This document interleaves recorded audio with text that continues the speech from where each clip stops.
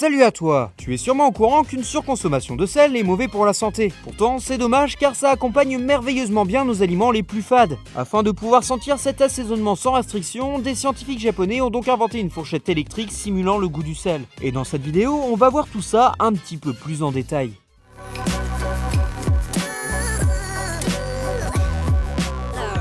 Notre corps a besoin de sel, mais pas autant que ce que l'on a l'habitude de lui fournir. Pour se donner une idée, en France, la consommation moyenne est de 10 grammes par jour pour les hommes et de 8 pour les femmes. Du coup, comme la plupart des excès, ça se paye et pas qu'un peu. Cette surconsommation est responsable de 2,3 millions de morts chaque année dans le monde. En fait, le sel va contribuer à l'hypertension et augmente donc le risque d'AVC ainsi que d'infarctus. Et d'après l'Agence nationale de sécurité sanitaire de l'alimentation, de l'environnement et du travail... attends, c'est un petit peu un nom à rallonge ça, du coup on va plutôt l'appeler par son diminutif. Donc d'après l'ANSES, afin de diminuer le nombre de décès, il faudrait descendre la consommation à 8 grammes par jour pour les hommes et 6,5 pour les femmes. Le but serait donc de diminuer la consommation de cet assaisonnement lors de nos repas. Alors tu vas me dire que même si on supprimait totalement la salière de nos tables, ça ne serait pas suffisant car le sel vient essentiellement des aliments eux-mêmes. Et tu as raison car ressaler les plats n'ajouterait qu'un seul gramme à la consommation quotidienne. Et personnellement, je ne compte pas arrêter de manger du fromage et des pizzas, tout ça pour rentrer dans la dose prescrite. Du coup, pour éviter l'hypertension, il existe d'autres méthodes, comme par exemple se dépenser physiquement ainsi qu'éviter le tabac ou l'alcool. Mais malheureusement, certaines personnes ne peuvent pas pratiquer d'activité physique régulière à cause de l'âge ou d'un handicap et ne touchent pas au tabac et à l'alcool. Il existe donc des médicaments pour traiter l'hypertension, mais aussi certains régimes sans sel avec des aliments spéciaux. Sauf que bon, manger fat tous les jours, c'est un petit peu embêtant. Mais heureusement, c'était sans compter une équipe de scientifiques japonais.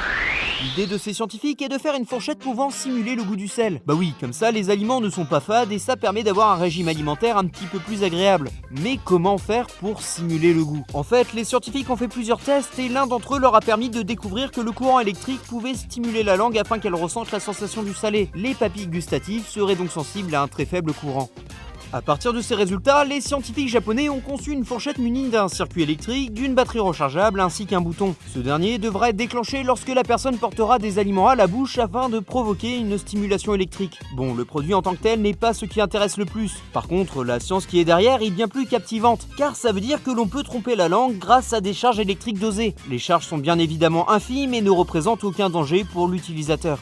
Mais du coup, si aujourd'hui on peut simuler le goût du sel, on doit pouvoir faire en sorte de simuler aussi la présence de divers aliments. Et tu vas me dire que ça n'a aucun intérêt pour le coup. Relever le goût des aliments, pourquoi pas, mais carrément simuler, ça sert à rien. Eh bien détrompe-toi. Imagine, tu es en pleine aventure dans ton RPG favori avec un casque de réalité virtuelle. Et là, ton compagnon mage te propose de boire une potion. Eh bien, ce style d'invention te permettrait de sentir le goût du breuvage. Ça peut paraître un détail, mais c'est encore un pas vers la totale immersion du genre dans le jeu. Bon, de base, on est parti d'un problème de santé pour arriver à parler de la réalité virtuelle. Comme quoi, ça prouve quand même qu'une avancée scientifique peut servir dans plusieurs domaines et ça, c'est beau. Merci d'avoir regardé cette vidéo. N'hésite surtout pas à lâcher un petit like, ça serait super. Et sinon, tu peux me rejoindre sur les réseaux sociaux, j'y laisse des avant-premières. Et sur ce, à bientôt.